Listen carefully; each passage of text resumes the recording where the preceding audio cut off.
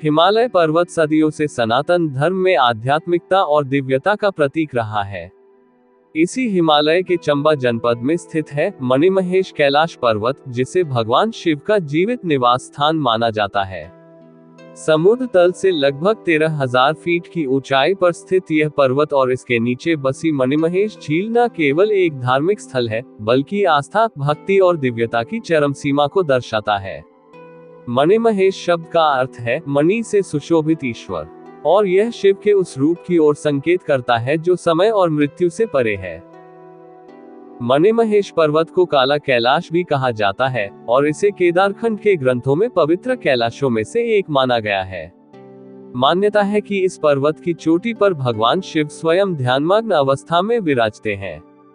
पर्वत की चोटी आम लोगों के लिए अगम्य मानी जाती है, अर्थात कोई भी मनुष्य वहां तक नहीं पहुंच सकता। जब भी किसी ने प्रयास किया, वह या तो मार्ग भटक गया या मौसम के प्रकोप का शिकार हुआ। इसलिए यह पर्वत भक्तों के लिए अलौकिक बना हुआ है। नाम मणिमहेश के पीछे एक लोककथा है कि भगवान शिव के सिर पर एक दिव्य मणि सुशोभित है, जिसकी चमक अमावस्या की रातों में मणिमहेश झील के जल में स्पष्ट दिखाई देती है। इसे शिव की ज्योति या ज्योति रूप शिव दर्शन कहा जाता है, और यह घटना आज भी लाखों श्रद्धालुओं की आस्था का केंद्र बनी हुई है। पुराणों के अनुसार सृष्टि की रचना के पश्चात ब्रह्मा, विष्णु और शिव ने अपने अपने धाम निश्चित किए। ब्रह्मा ब्रह्मलोक में, विष्णु वैकुंठ में और शिव ने हिमालय की सबसे शांत व एकांत भूमि को चुना, मणिमहेश। ये वही स्थान है जहां शिव ने सृष्टि से विमुख होकर तप किया था। लोक मान्यता है कि जब शिव ने माता पार्वती से विवाह किया, तो विवाह उपरांत वे इसी स्थान पर आकर वास करने लगे। पार्वती ने यहीं की झील में स्नान किया, इसलिए झील को भी अत्यंत पवित्र माना जाता है। एक अन्य कथा के अनुसार एक बार जब राक्षसों ने धरती पर त्राही त्राही मचा दी, तब देवताओं ने शिव से विनती की कि वे सृष्टि की रक्षा करें। शिव ने अपनी जटा से एक दिव्य मणि निकालकर विष्णु को दी ताकि वह राक्षसों का संहार कर सके। जब कार्य पूर्ण हो गया, तब मणि वापस शिव को लौटा दी गई। इस मणि को शिव ने अपने शीश पर धारण कर लिया और उसी के तेज से पर्वत को मणिमहेश नाम मिला। मणिमहेश झील, जो पर्वत के ठीक नीचे स्थित है, शिव और शक्ति की पवित्र संगम स्थली है। ये झील बर्फ से ढकी रहती है और केवल कुछ महीनों के लिए ही खुलती है। मान्यता है कि इस झील का उद्भव स्वयं भगवान शिव के त्रिशूल के स्पर्श से हुआ था। एक समय जब धरती पर अत्यधिक पाप बढ़ गया, शिव ने अपने त्रिशूल को हिम से भरे एक स्थान पर मारा, जिससे एक जलधारा फूटी और वही आज मणिमहेश झील कहलाती है। यहाँ स्नान करने से पापों का नाश होता है और मोक्ष की प्राप्ति होती है। श्रद्धालु इस झील को धरती का कैलाश मानसरोवर भी कहते हैं।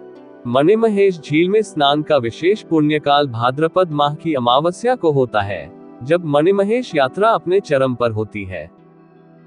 मणिमहेश यात्रा को छोटा कैलाश यात्रा भी कहा जाता है। ये यात्रा हिमालय की दुर्गम घाटियों से होती हुई हरसिर, धनछो, भैरव घाटी, गौरीकुंड और अंततः मणिमहेश झील तक जाती है। ये यात्रा बहुत ही कठिन मानी जाती है क्योंकि रास्ता पथरीला, संकरा और अत्यधिक ऊंचाई वाला है। श्रद्धालु कई दिनों तक पैदल चलते हैं और कुछ तो घुटनों के बल चढ़ाई भी करते हैं। गौरीकुंड झील विशेष रूप से महिलाओं के लिए पवित्र मानी जाती है, क्योंकि यह वह स्थान है जहां माता पार्वती ने स्नान किया था। पुरुषों के लिए शिव का कुंड होता है। यात्रा के दौरान भक्त जय शिव शंकर बोल बम के जयकारों से वायुमंडल को गुंजायमान करते हैं। यहाँ पहुंचकर भक्त झील में स्नान करते हैं और पर्वत की चोटी के दर्शन कर पुण्य लाभ अर्जित करते हैं। स्थानीय लोग मानते हैं कि कई साधु और तपस्वी आज भी पर्वत की ऊंचाइयों पर तप कर रहे हैं। कई श्रद्धालुओं का कहना है कि उन्होंने रात्रि में दिव्य प्रकाश, घंटी की ध्वनि या त्रिशूल की झलक देखी है, जो ये सिद्ध करता है कि शिव अब भी यहाँ वास करते हैं। एक लोकप्रिय लोकगाथा के अनुसार एक बार एक राजा ने अहंकारवश पर्वत की चोटी तक पहुंचने की कोशिश की, परंतु जब वह ऊपर पहुंचा तो शिव के तेज से उसकी आंखें जल गईं और वह अंधा हो गया। जब उसने पश्चाताप किया, तब शिव ने उसे क्षमा कर पुनः दृष्टि दी। इस कथा से यह संदेश मिलता है कि शिव की भूमि पर केवल विनम्रता और भक्ति से ही प्रवेश संभव है।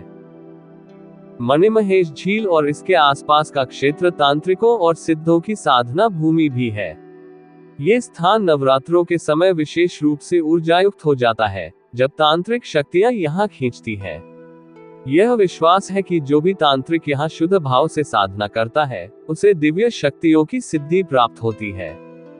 जहाँ केदारनाथ शिव की भक्ति का प्रतीक है और अमरनाथ तप और समाधि का प्रतीक है, वहीं मणिमहेश शांत, मौन और अलौकिक शिव का स्वरूप है। ये स्थल केवल तीर्थ नहीं, अपितु जीव और ब्रह्म के मिलन का स्थान है, जहाँ प्रकृति स्वयं ईश्वर की अनुभूति कराती है। मणिमहेश पर्वत की चोटी तक आज तक कोई नहीं पहुंच पाया। वैज्ञानिकों ने कई बार अभियान किए, परंतु हर बार खराब मौसम या मार्ग की अज्ञातता ने उन्हें रोका। ये तथ्य इस बात को बल देता है कि यह पर्वत आध्यात्मिक रक्षा चक्र में सुरक्षित है। इसी तरह झील में दिखाई देने वाली ज्योति को आज तक कोई वैज्ञानिक सिद्धांत नहीं समझा सका है। मणिमहेश कैलाश पर्वत और झील कोई साधारण तीर्थ नहीं, बल्कि वह स्थान है जहां मनुष्य अपने अहंकार को छोड़कर शिव की भक्ति में विलीन होता है। ये स्थल दर्शाता है कि शिव न तो केवल पर्वतों में है, न मंदिरों में, वे वही हैं जहां भक्त का मन पवित्र हो। हिमालय की शांत वादियां, झील की शीतलता और शिव की मौन उपस्थिति हर भक्त को एक नया जीवन देती है। इस प्रकार मणिमहेश की यात्रा एक बाहरी नहीं, अपितु आंतरिक यात्रा है, स्वयं से शिव तक।